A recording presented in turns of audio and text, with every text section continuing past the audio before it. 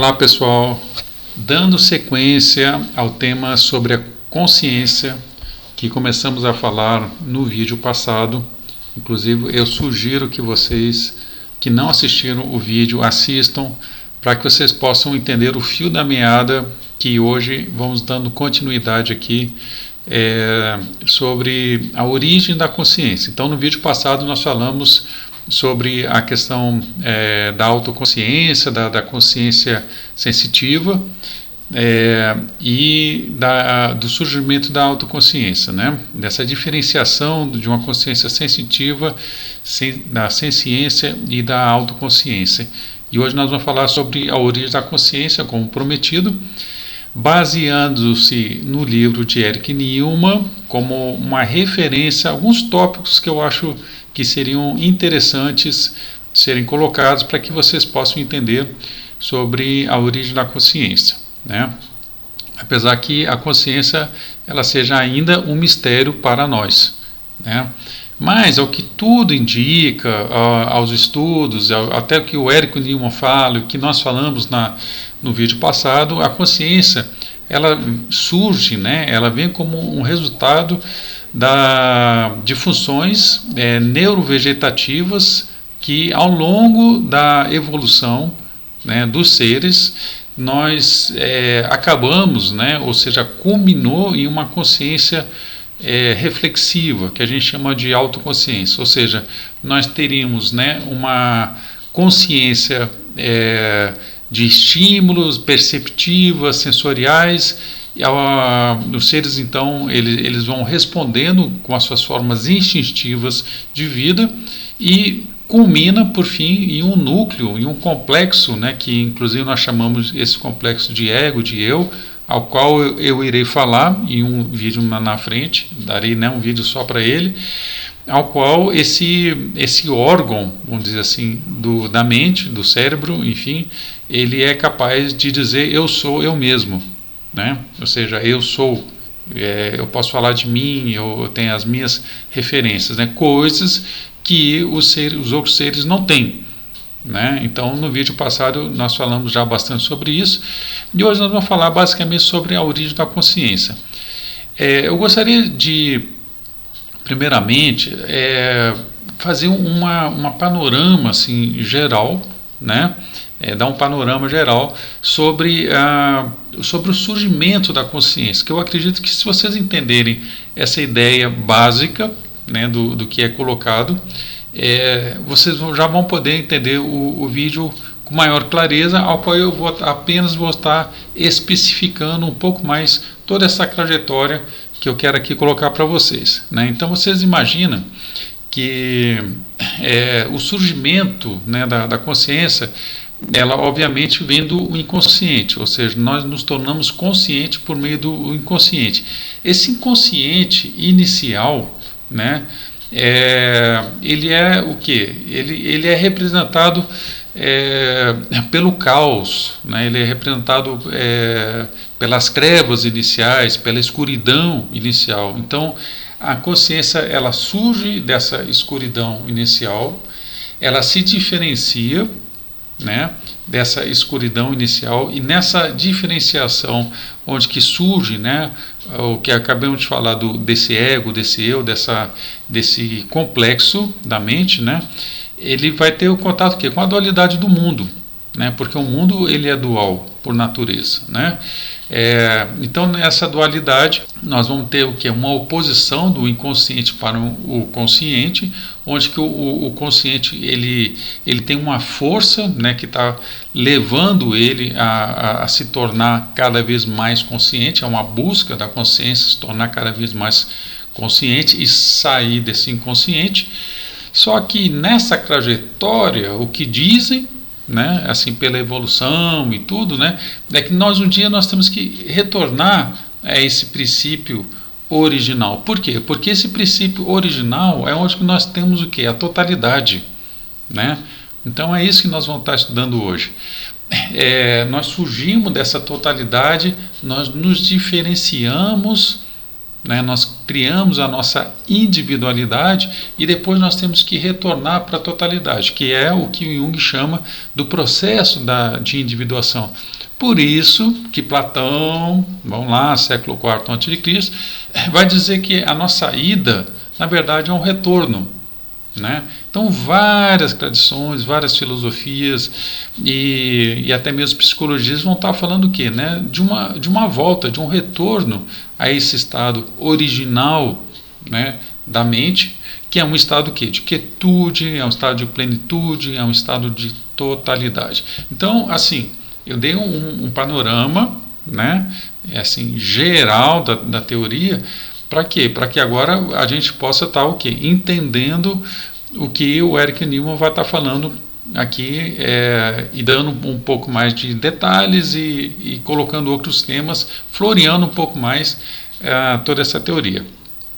Então, primeiramente, o livro da Origem da Consciência é um livro muito profundo, cada parágrafo é uma reflexão, e ele vai tratar de diversos outros assuntos, que não só esse que eu vou estar colocando aqui de um modo bastante simplificado. Ele entra em mitologias, enfim, é um livro que realmente vale a pena ser estudado. Eu parei, estudei, e cada parágrafo era uma reflexão. É um livro muito bom, divisor de águas, né? E foi um livro de indicação de um professor na minha época de faculdade, que eu estava estudando sobre a consciência. Ele falou, lê esse livro, e eu fui então conhecer Eric Newman, que é um psicólogo junguiano. Muito bem. Uma coisa importante, né, que nós vamos estar aqui falando, né? Quando nós estivermos tratando do tema da consciência, muitas vezes a gente pode estar se perguntando, nossa, mas ele está falando de que fase da vida? Da origem do mundo, da origem do universo, da origem do homem, né? Então, o que acontece? Para os antigos, né, a relação do microcosmo com o macrocosmo era uma referência para eles. Por quê?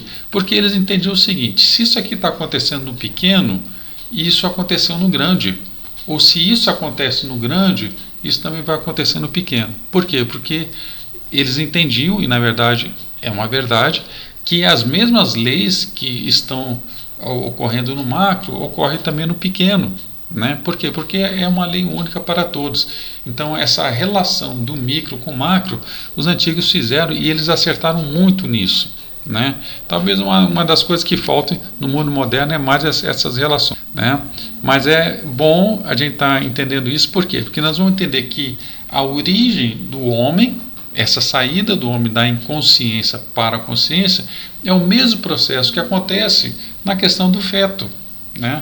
Ou seja, o feto, né, quando ele está ali no útero, né, ele está nesse estado de pleroma, nesse estado de uroboro, nesse estado inicial, nesse estado imerso em total inconsciência, e à medida que ele vai desenvolvendo a consciência. Ou seja, aquilo que o processo, né, do desenvolvimento fetal, né, até se tornar um bebê, até nascer, é o mesmo que aconteceu com a nossa humanidade inicial, certo? No início, então, quando a gente vai falar do início da humanidade, quando a gente pega os livros como Exíodo, que falam, né, da cosmogonia, ou quando se fala na Bíblia, ou nas escrituras dos hindus, nós vamos ter sempre o caos como esse início de todas as coisas. Né? Ou seja, no início era o caos, era o escuro, era a escuridão, eram as trevas. E aí vai surgir quem? O verbo. Né? O verbo, na verdade, é o logos. A consciência, ela surge dessa escuridão. E depois vem o quê? Né? Vem algo que vai estar o quê? Ordenando esse universo. E é o que acontece com o homem. Ou seja, no momento da nossa geração, né? Ou seja, o espermatozoide vai lá, fecunda o óvulo, aquela história que todos nós conhecemos. Vem o coração, olha só que interessante, o primeiro órgão que se forma, né? Na verdade, primeiro tudo que se forma é o coração, e a partir desse coração, desse logos, tudo começa a se multiplicar e tudo começa a se ordenar. Ou seja, cada célula sabe o que tem que fazer para a formação do novo ser que vem. Né? É uma coisa assim maravilhosa, essa nossa natureza. Né? E isso tudo está predominando o que? É o que a gente falou no vídeo passado, dessa senciência, né? desse processo onde que cada célula está especializada e capaz de fazer aquilo que precisa ser feito, né? Ou seja, então essa primeira parte dos mitos, essa primeira parte da formação do homem na consciência, ela é o que? É a escuridão. E depois que vai começar a ter uma consciência assim, mínima, ou seja, é um oceano de inconsciente para um pinguinho de consciência, né? Por quê? Porque no princípio, né, vamos colocar, vamos sempre estar relacionando com o feto, porque aí vocês vão estar entendendo também a origem da humanidade, né? Ou seja, no princípio está essa perfeição, essa totalidade, né? É um estágio mítico, né? Ou seja, nós nem conseguimos falar sobre esse estágio, por exemplo, nós não temos lembrança de como era o nosso estágio no útero, né? Por quê? Porque é um estágio totalmente irracional, é um estágio onde o ego não pode descrever, é um estágio onde a consciência está totalmente imersa no inconsciente, tá? E é um predomínio total da parte instintiva nossa, né? Então, esse momento que, inclusive, nós, enquanto humanidade, teríamos passado, ou seja, no estágio inicial da humanidade, ele é miticamente simbolizado, ou simbolicamente, né, colocado como o estado redondo, o estado do círculo, da esfera, ou do ovo, né, o ovo primordial.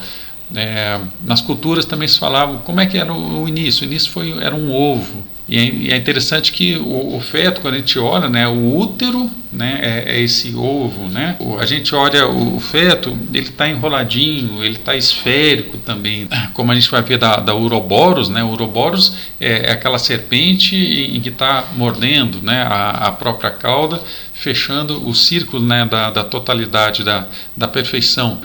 Né? Então a totalidade ela é sempre representada pelo redondo, por esse estágio inicial. Nesse estágio o ego ele está frágil, ele ainda é um ego totalmente imerso, né, no inconsciente, e é chamado uma fase pleromática, pleroma, né? Por quê? Porque o pleroma ele dá esse sentido de totalidade dos poderes divinos, né? Tem a ver com a plenitude, tem a ver com o cheio, com a totalidade. É a ideia de Tao, né? Quando o Lao Tse fala do taoísmo, né, desse todo, né, isso é o pleroma dos antigos, né?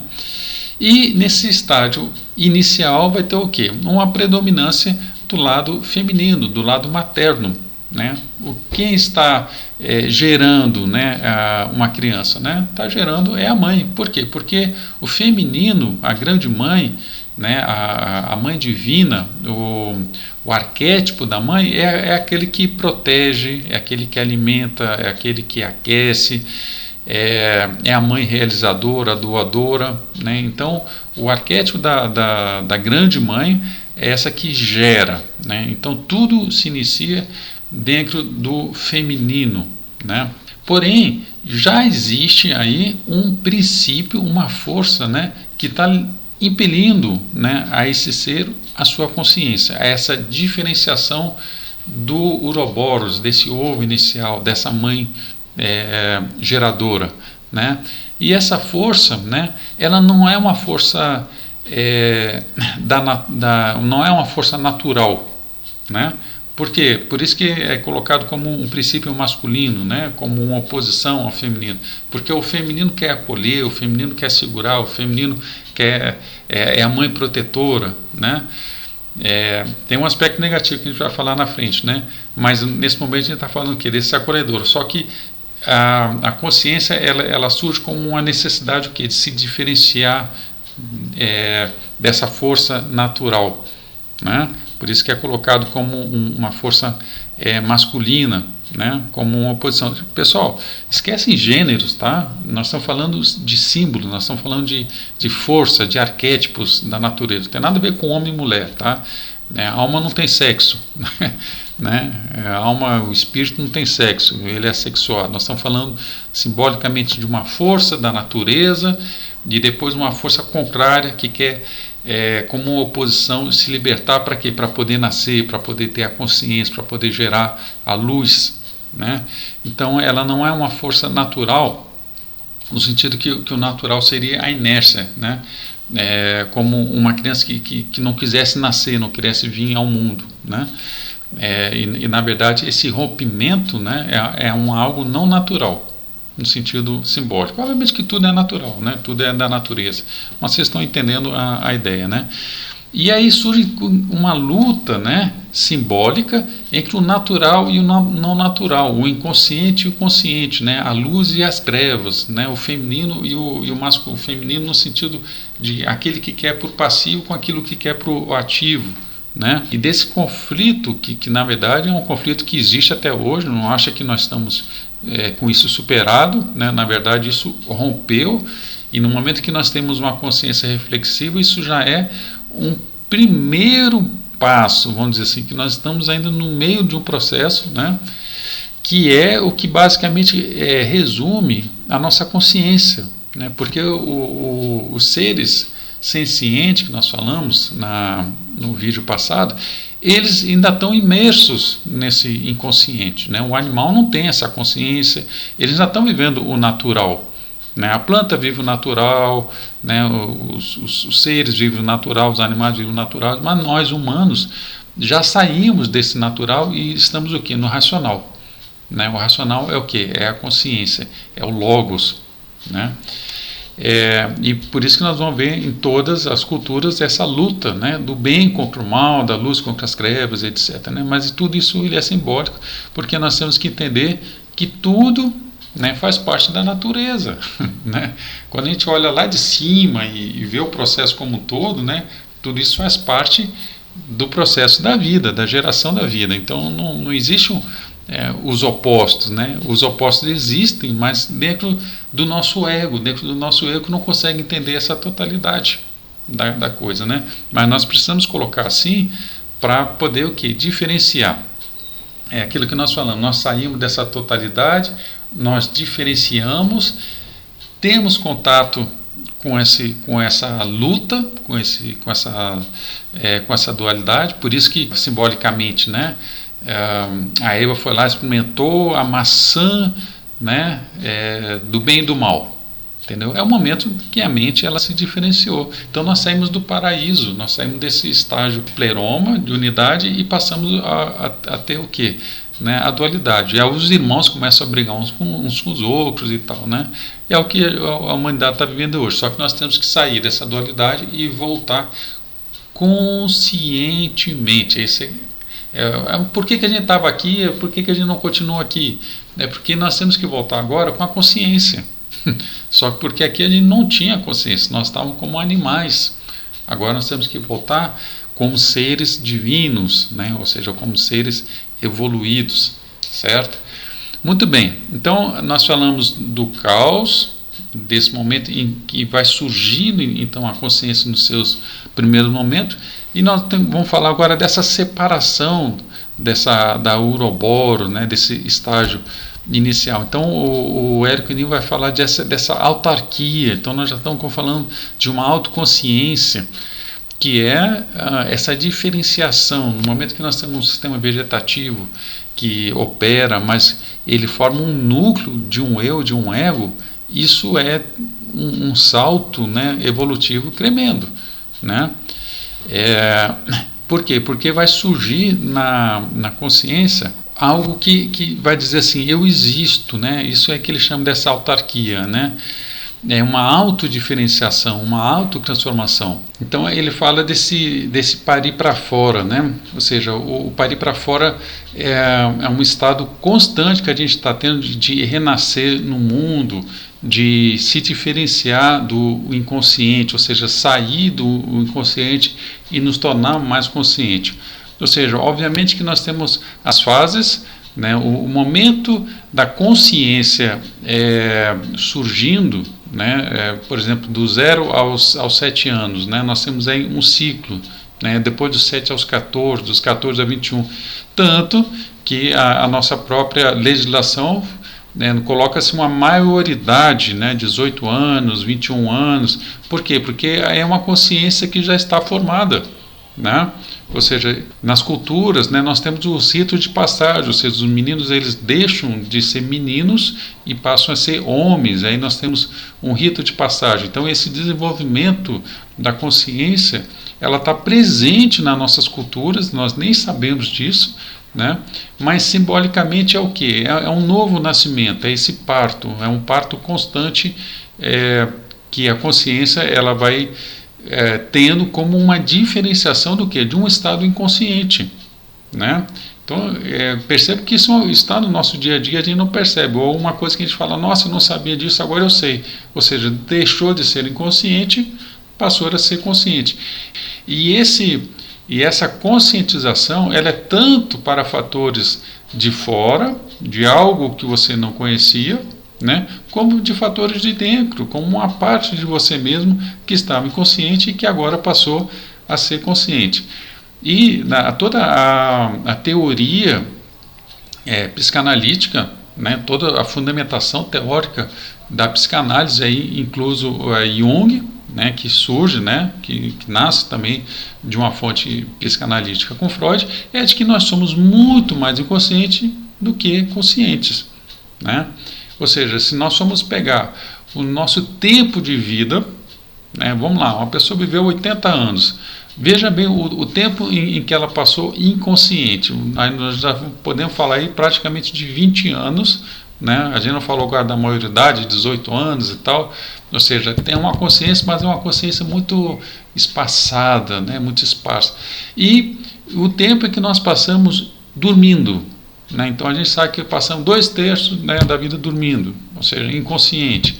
E vamos falar agora dos devaneios, né? Ou seja, que a gente está aqui, às vezes vocês estão até assistindo esse vídeo e daqui a pouco vocês começam a pensar em outra coisa, né? Estão assistindo uma aula, depois vai para um devaneio, aí fala, você viu aquilo ali? Eu falo, não vi não, mas estava aqui na sua frente.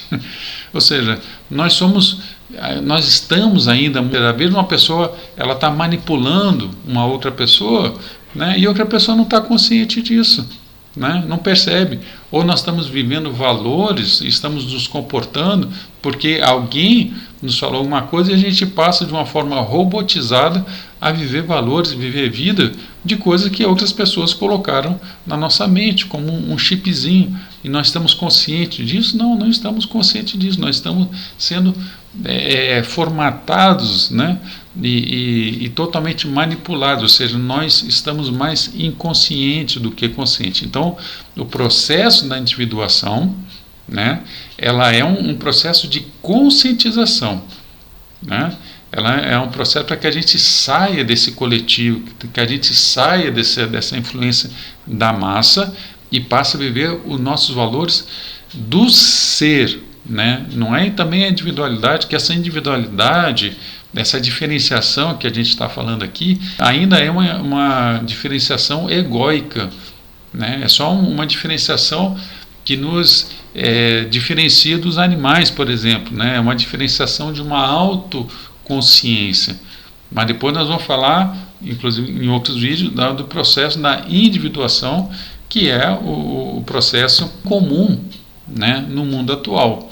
Ou seja, hoje nós somos muito mais produtos do meio, né, de escolha que os outros fizeram por nós do que uma escolha nossa propriamente, né? Então, ele vai falar sobre o domínio da grande mãe, que é o que nós estamos falando exatamente aqui, que é simbolizada pelo inconsciente, porque esse lado do inconsciente, simbolizado pela grande mãe, ele tem, nós falamos aqui da mãe acolhedora, daquela, né, que aquece, aquela que protege, mas ela também tem o outro lado, que é um lado devorador, que é o lado destrutivo do lado feminino, né? Tanto que tem imagens, né, tem deuses, né, mostrando, né, lá na Índia, a grande mãe. Aí tem um lado dela é aquela a mão, né, que afaga, a mão que acolhe, e o outro lado é onde tem as armas, é o lado destruidor. Então, como tudo na vida, né, tem o seu lado dual. Você vai ter a coisa boa e a coisa ruim, né? E o lado negativo do inconsciente é justamente essa força, né, que nos leva o quê? À inércia, que nos leva à inconsciência e a voltar a viver de uma forma instintiva, né, de uma forma coletiva também. Veja que o sentimento pelo complexo materno é um sentimento ambivalente, ou seja, ao mesmo tempo que existe uma parte de nós que quer isso, que quer o positivo, que quer o acolhimento, né, também tem uma força de repulsão, né, porque nós sabemos que o excesso ou esse lado negativo do aspecto materno, né, ele vai acabar com a nossa consciência, né? Então, por isso que há muitas vezes um sentimento de ambivalência, né, de amor e de ódio pela mãe. O amor é porque foi aquela que gerou, aquela que acolheu, mas também é aquela que quer devorar, né? Então, nós temos que sim fazer o parto, né, nos diferenciarmos da grande mãe, do lado materno, conscientemente disso, né, e apenas ficar polarizado nos aspectos positivos do arquétipo, né? Porque quando nós ficamos submissos ao aspecto da mãe, nós nos tornamos refém do lado feminino, né? Porque todos os elementos da vida, eles possuem os seus aspectos positivos e negativos, né? Não só como da grande mãe, como do grande pai também, etc, né? Então, e vamos esquecer gênero, hein? Nós estamos falando aqui de arquétipos, são elementos, né, da vida. E por fim, então, eu vou ter um vídeo só falando sobre isso, mas entendemos que nesse processo da origem da consciência, onde que a consciência ela se diferenciou, ela criou então um complexo que é o chamado complexo do eu, que é o complexo do ego, né? O complexo do eu, né, ele por isso que vem o egoísmo, o egocentrismo, né? Ele acha que ele é o único e que ele é o centro da psique, né? Por quê? Porque ele porta a consciência, ou seja, eu só posso ter consciência se eu tenho o meu eu, se eu tenho o eu, se eu tenho a consciência, né? Então, o ego é como, vamos pensar assim, no reino, né? Ele é o príncipe, né, que está levando a luz para a cidade, entendeu? Mas o fato de ele estar portando a luz não quer dizer que ele seja a própria luz, entendeu?